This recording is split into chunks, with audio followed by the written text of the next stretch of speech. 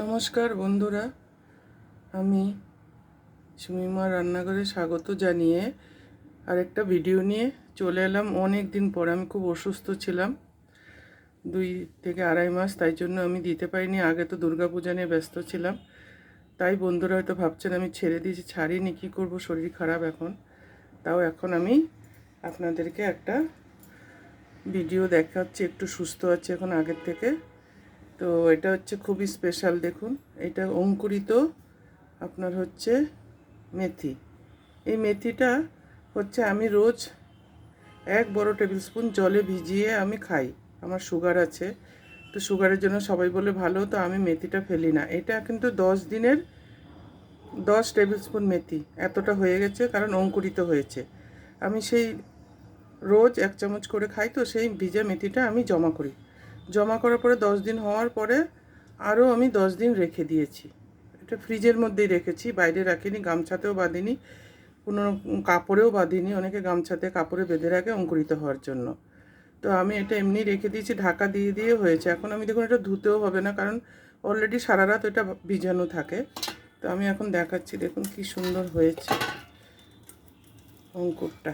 আর এটা শরীরের জন্য খুব ভালো। ফেলবেন কেন, মেথির দাম অনেক। এই দেখুন কি সুন্দর অঙ্কুর হয়েছে, দেখতে কি অপূর্ব না? আমি বলছি আমি কোনো কিছু ফেলি না। এটা একবার বানিয়ে খেয়েছি, এত ভালো লেগেছে। এই যে দেখুন অঙ্কুর হয়েছে। এটা কিন্তু 10 টেবিল স্পুন মেথি 10 দিন ভিজানোর পরে ওই বাটিটাতে, আর আমি 10 দিন পরে আর রাখি না, 10 দিন রেখে দিয়ে অন্য বাটিতে আবার জমা করতে শুরু করি। আপনি টিফিন বক্সেও রাখতে পারেন, আমি টিফিন বক্সে রাখিনি। তো এই হয়েছে আমার অঙ্কুরিত মেথি। এখন কি করে বানাবো সেটাই দেখাবো আপনাদেরকে। এর মধ্যে দেবো আমি একটা বেগুন। যেই বাটিটাতে ছিল এই বাটির 1 বাটি অঙ্কুরিত মেথি আছে, ওই 1 বাটি বেগুন। যতখানি মেথি থাকবে অঙ্কুরিত ততখানি বেগুন দেবেন। এরকম ছোটো ছোটো টুকরো করে কেটে আমি নুন হলুদ মাখিয়ে রেখে দিয়েছি। নুন হলুদ মাখিয়ে রেখে দিলে, আধা ঘন্টা মাখিয়ে রেখে দিয়েছি। রেখে দিলে এটা ভালো ম্যারিনেট হয়ে যায় আর মজেও যায়, তো ওই জন্য আর তাড়াতাড়ি রান্নাটাও হয়ে যায়। তো আপনাকে দেখিয়ে দিলাম আমি এই চামচের 4 ভাগের 1 ভাগ নুন আর হাফ চামচ হলুদ দিয়ে মাখিয়ে রেখেছিলাম। তো এরপরে লাগবে 5টা কাঁচা লঙ্কা আর পেঁয়াজ কুচানো। আপনারা যদি পিওর ভেজ খান তবে পেঁয়াজ দেবেন না, তার পেঁয়াজ ছাড়াই হয়ে যাবে। আমি একটু দিই, ভাল লাগে, পেঁয়াজটা দিলে ভাল লাগে। আমি এই সাইজের আমি 3টে পেঁয়াজ এরকম পাতলা পাতলা কেটে নিয়েছি। আর যারা বেগুন খান না, অনেকের বেগুন অ্যালার্জি হয়, তারা আলু দিয়ে করতে পারেন।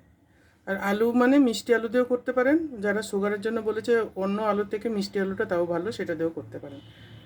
চলুন এখন চলে যাব রান্না করতে। 2 টেবিল স্পুন একটা কড়াই নিয়ে গরম করে 2 টেবিল স্পুন তেল দিয়ে দিচ্ছি। তেলটাও গরম হয়ে গেছে, গরম করে নিয়েছি। কোনো টাইম নষ্ট না করে, তেল গরম করতে দিলে অনেক সময় লেগে যাবে, আমি আগেই গরম করে নিয়েছি। আমি সর্ষের তেল দিচ্ছি, আপনারা চাইলে যে কোনো তেল দিতে পারেন। এখন তেলটা একটু আমি মিশিয়ে দেবো কড়াইয়ে।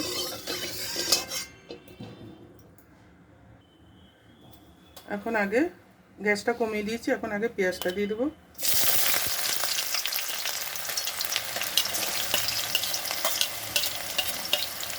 তার সঙ্গে আমি লঙ্কা পাতাও দিয়ে দেবো, কাঁচা লঙ্কা। ঝাল যে যেরকম খান সেরকম খেতে পারেন। আমি 5টা দিয়েছি কাঁচা লঙ্কা। এখন আমি গ্যাসটা বাড়িয়ে একটু পেঁয়াজটা অল্প করে ভেজে নেব। এটা একটু ভেজে নিয়ে আমি আসছি ফিরে। পেঁয়াজটা ভাজা হয়ে গেছে, যতটা হওয়া দরকার, বাকিটা বেগুনের সঙ্গে হয়ে যাবে। এখন বেগুনটা দিয়ে দেবো।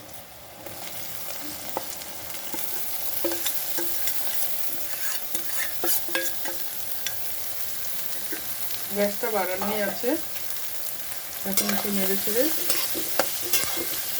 ঢাকা দিয়ে বেগুনটাকে সেদ্ধ করব। গ্যাসটা আমি বাড়িয়ে রেখেছি, আবার বললাম, এখন আর কমানো দরকার নেই।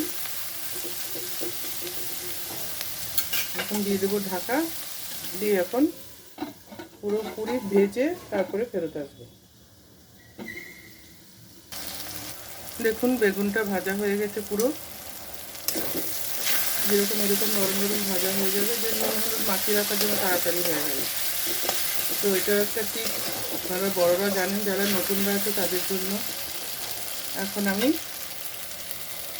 স্প্রাউটটা দিয়ে দেবো। স্প্রাউটটা দেওয়ার পরে বেশিক্ষণ রান্না করার দরকার নেই, নাহলে সব ইয়ে হয়ে যাবে, পুরো ভেঙে ভর্তা হয়ে যাবে। দিয়ে দিলাম। এখন একটু নুন, আর একটু নুন হলুদ দিয়ে দেবো। একটু নুন দেবো, হাত দিয়ে দিচ্ছি, বেশি না, কারণ বেগুনে অলরেডি দেওয়া আছে অল্প নুন, নুন বেশি লাগে না, আমি খালি স্প্রাউটের হিসাবে দিচ্ছি। এটা হচ্ছে আপনার স্বাদ মতো। অল্প একটু হলদি, অল্প জাস্ট, আর এই ছোটো হাফ চামচ লঙ্কার গুঁড়ো দিলাম আমি। এখন আমি এটা মিক্স করে দেবো, মানে অল্প স্বাদ মতো নুন দিলাম স্প্রাউটের হিসাবে, হাফ টিস্পুন হলুদ দিলাম, আর হাফ টিস্পুন লঙ্কার গুঁড়ো। এখন মিক্স করে নেবো। এখন একদমই হয়ে যাবে, আর বেশি টাইম লাগবে না, জাস্ট নাড়বে চাইবে, বাস হয়ে যাবে। তো কেমন লাগলো একটা নতুন ধরনের রান্না, এটাও ফেলে দেওয়া।